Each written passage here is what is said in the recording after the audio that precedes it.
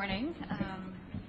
First of all, as this is the first time I have dealt with this press corps, I just want to say that I hope that we can have a lot more conversations and continue to do these types of things. But I'll ask that I will respect you if you'll respect me. So as we develop this relationship, we'll see how it goes. So the first thing I want to do is talk about what we just saw in there. The Security Council just finished its regular monthly meeting on Middle East issues. It's the first meeting like that I've attended, and I have to say it was a bit strange. The Security Council is supposed to discuss how to maintain international peace and security. But at our meeting on the Middle East, the discussion was not about Hezbollah's illegal buildup of rockets in Lebanon. It was not about the money and weapons Iran provides to terrorists. It was not about how we defeat ISIS. It was not about how we hold Bashar al-Assad accountable for the slaughter of hundreds and thousands of civilians. No, instead the meeting focused on criticizing Israel, the one true democracy in the Middle East. I am new around here, but I understand that's how the Council has operated month after month for decades. I'm here to say the United States will not turn a blind eye to this anymore. I am here to underscore the ironclad support of the United States for Israel. I'm here to emphasize the United States is determined to stand up to the UN's anti-Israel bias.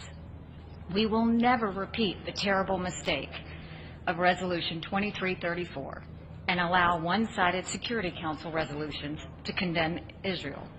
Instead, we will push for action on the real threats we face in the Middle East. We stand for peace.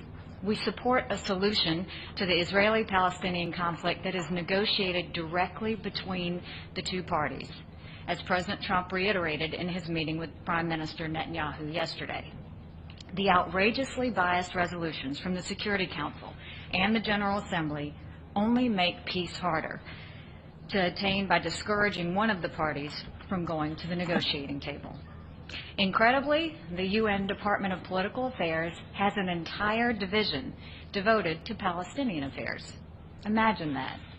There is no division devoted to illegal missile launches from North Korea. There is no division devoted to the world's #1 state sponsor of terror, Iran. The prejudiced approach to Israeli-Palestinian issues does the peace process no favors, and it bears no relationship to the reality of the world around us. The double standards are breathtaking. Just a few days ago, the United States sought, unsuccessfully, to have the Security Council condemn a terrorist attack to Israel, where the terrorists opened fire on people waiting for a bus and then stabbed others. The Security Council would not hesitate to condemn an attack like that in any other country, but not for Israel. The statement was blocked, and that's downright shameful. Israel exists in a region where others call for its complete destruction, and in a world where anti-Semitism is on the rise. These are threats that we should discuss at the United Nations as we continue working toward a comprehensive agreement that would end the Israeli-Palestinian conflict. But outside of the UN, there is some good news. Israel's place in the world is changing. Israel is building up new diplomatic relationships. More and more countries recognize how much Israel contributes to the world. They are recognizing that Israel is a beacon of stability in a troubled region, and that Israel is at the forefront of innovation, entrepreneurship, and technological discovery. It is the UN's anti-Israel bias that is long overdue for change.